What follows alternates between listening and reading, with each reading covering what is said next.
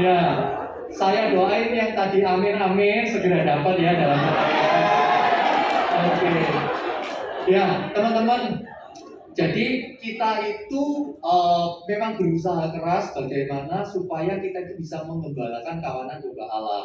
Dan salah satu kebutuhan Pro M yang paling menentukan itu sebenarnya ya pasangan hidup, betul ya. Jadi untuk teman-teman yang ada di sini, istilahnya jangan dari teman-teman ini merasa kayak aduh aku nih mau deketin ini, aku suka sama ini, tapi aku nggak mau cerita sama pemimpin.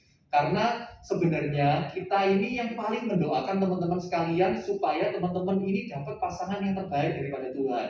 Nah, kalau boleh kesaksian, di sini saya sebagai tim leader juga para coach ini yang sudah menikah ya. Ini saya sama Jovita dulu memandangnya waktu retret, waktu lagi main werewolf. Ya, gitu ini lihat gitu. Terus dari situ berlanjut, pemimpin merekomendasi disebutin namanya Carolus sama Jovita aja gitu. Terus ada comblang-comblangnya. Wah, waktu kepanitiaan, waktu kita pelayanan espro ada comblang-comblangnya hingga jadi. Mana lagi nih yang sudah menikah? Alvin Pipin. Nah, Alvin Pipin itu kita ngelihat kok kayaknya ini cocok ya. Terus kita ajak makan nih. Alvin, waktu itu Jovita udah nanyain Pipin, gimana nih kalau Alvin? Oke juga katanya gitu. Kita nanya ke Alvin, kalau yang ini gimana? Oke sih kok anaknya lucu gitu. Lucu. Oke, akhirnya ya dari bersambut kita terlibat di dalamnya. Ternyata mereka sudah kenalan juga di retret waktu itu. Nah ini kok nyambung ya retret. Nah ini terus yang berikutnya udah menikah ini ada Nick sama Valen. Nah, tadi cerita barusan di sini saya baru tahu juga ceritanya. Nick ini kenalnya sama Valen itu pertama kali waktu lagi survei venue, retretnya Trisakti ya. Nah, itu ya teman-teman ya. Jadi ini ceritanya adalah ketika kita itu digembalakan dan dari proses semuanya ini kesamaannya apa? Bukannya retret ya. Kesamaannya itu kami nemu pasangan hidup dari rumah. Dari rumah ini nilainya sama, value-nya sama sehingga kita itu bisa jalan jauh. Kita bisa melayani sampai sekarang, kita bisa tetap menjadi pemimpin dengan segala kegiatan dan lain sebagainya karena kita menemukan orang yang value, nilainya sama.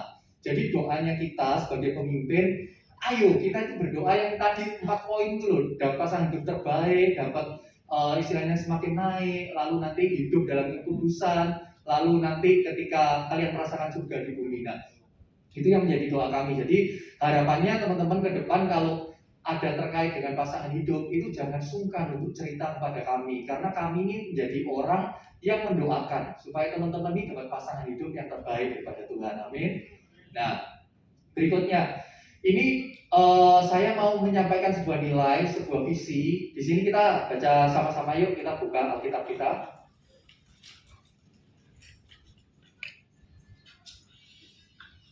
Ya, sudah ketemu katakan amin. Loh, ada yang amin. Belum dikasih tahu ayatnya. Oke, ini di 1 Tesalonika 4 ayat 3 sampai 4. Oke, sambil dibuka semuanya ya. Di sini tugas daripada kami para gembala atau pemimpin adalah untuk menjaga kawanan domba Allah yang dititipkan kepada kami. Oke, tadi saya sudah sampaikan. Nah, 1 Tesalonika 4 ayat 3 sampai 4. Oke, di sini saya kasih prolog dulu sebelum ayat ini. Itu adalah di Amsal 4 ayat 23, tapi nggak usah dibuka. Jagalah hatimu dengan segala kewaspadaan, karena dari situlah terpancar kehidupan. Nah, teman-teman, masalah yang sangat menyentuh sampai ke dalam hati itu ya paling top of mind apa sih? Ya pasangan, bener nggak? Kita di Pro M yang paling menyentuh hati. Makanya Tuhan sampai mewanti-wanti ketika dari zaman perjanjian lama mau masuk ke tanah Kanaan. Hati-hati jangan kawin campur. Jangan kamu menjadi pasangan yang tidak seimbang dengan bangsa yang akan halau di depanmu. Tuhan itu benar-benar berperkara dengan hal pasangan. Kenapa? Karena Tuhan tahu pasangan kita akan membuat kita berkompromi. Karena inti dari ketika kita berpasangan, kita itu sedang mengkompromikan nilai.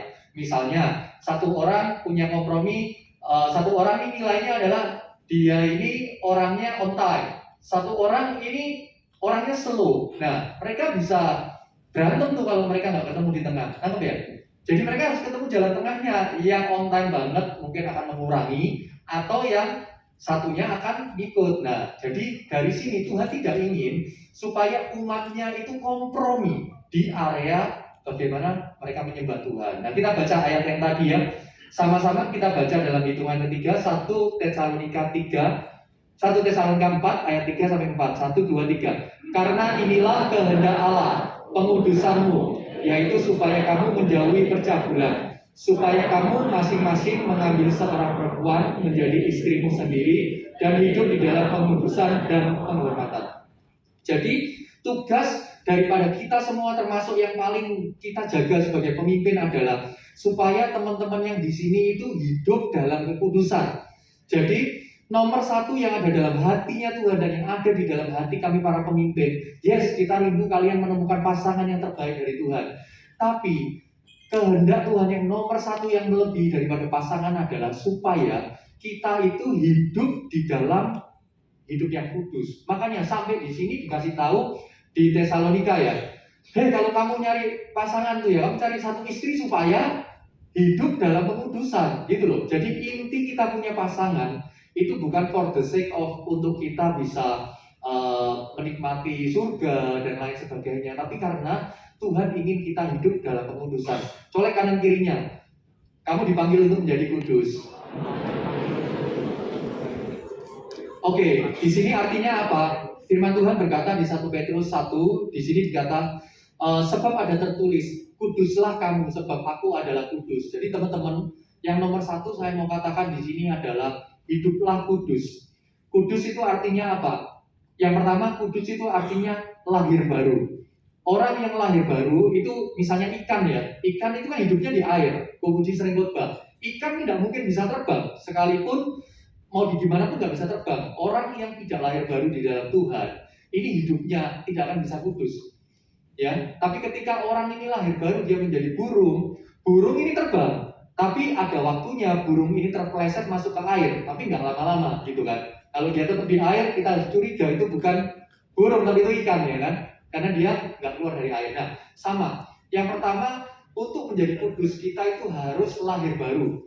Jadi untuk teman-teman di sini yang masih struggle di dalam area pornografi, ketidakkudusan, kecemaran, teman-teman harus tanya, teman-teman itu sudah lahir baru atau belum? Karena orang yang lahir baru di dalam Tuhan gak akan tahan hidup di dalam dosa. Kalau teman-teman sadar, kok aku menikmati ya dosa, kok aku gak keluar-keluar dari air, segera mintalah pertolongan. Karena tujuan Tuhan di dalam hidup setiap dari kita adalah kita dipanggil untuk menjadi umat yang kudus, umat kepunyaan Allah. Nah, dimulai dari itu. Jadi pesan saya adalah kita komunitas di sini bukan ada untuk percalian jodoh dan lain sebagainya, sekalipun ada di dalamnya. Dan kualitas jomblo premium itu adanya di Mawar Sharon, amin. Nah, ada di sini dan saya juga dapat itu pasangan yang terbaik yang luar biasa. Nah, tapi ingat, kita di sini Mawar Sharon, kita ingin menggembalakan untuk setiap dari kalian hidup kudus. Amin. Mungkin nanti ada kasih karunia untuk kalian bisa hidup selibat. Mungkin. Karena Tuhan bukannya menginginkan setiap orang berpasangan. Ada. Tuhan mencintai manusia, menyembuhkan, Tuhan membangkitkan orang mati, tapi ujung-ujungnya tetap mati kan? Kenapa? Karena kehendak Tuhan itu bukan orang nggak mati. Kehendak Tuhan bukan yang paling utama, bukan kita nggak sakit, tapi supaya kita hidup kudus. Nah, nomor satu lahir baru.